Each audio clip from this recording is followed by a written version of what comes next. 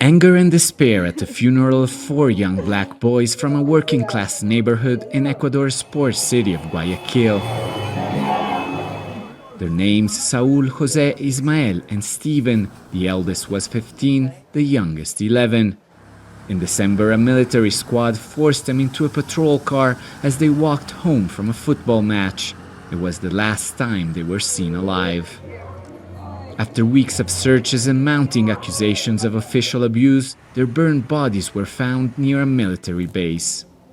Katy Bustos, mother of 2 of the boys, demands answers. Some of the parents have received death threats.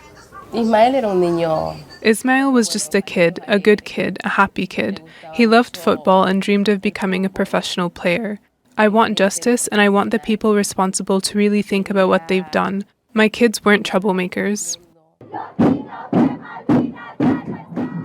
The Malvinas 4 case, as it has been named after their impoverished neighborhood, has sparked outrage in a country already reeling from unprecedented drug gang violence.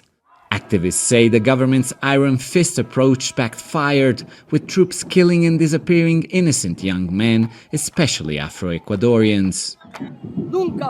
I knew these boys. They weren't criminals, just kids playing football. Ecuador's state prosecutor says 22,000 disappearances have been reported in 3 years. Only 4 have gone to trial.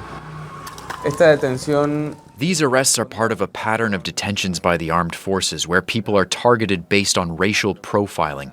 They mainly go after vulnerable groups like Afro-Ecuadorians and people from rural areas. These arrests are both illegal and arbitrary. President Daniel Noboa, heir to a banana fortune, faces re-election Sunday. So far, he has avoided addressing the case. During a debate, an opponent challenged him to name the Malvinas 4 and apologize. He refused. That wasn't a question. I wasn't asked a real question. But let's talk about my opponent's record. The military initially denied involvement, later admitting Air Force personnel detained the boys, but saying without evidence that they were robbers. 16 soldiers are now in pre-trial detention.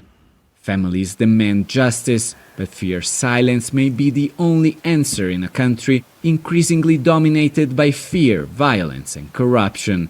Alessandro Rampietti, Al Jazeera. Make sure to subscribe to our channel to get the latest news from Al Jazeera.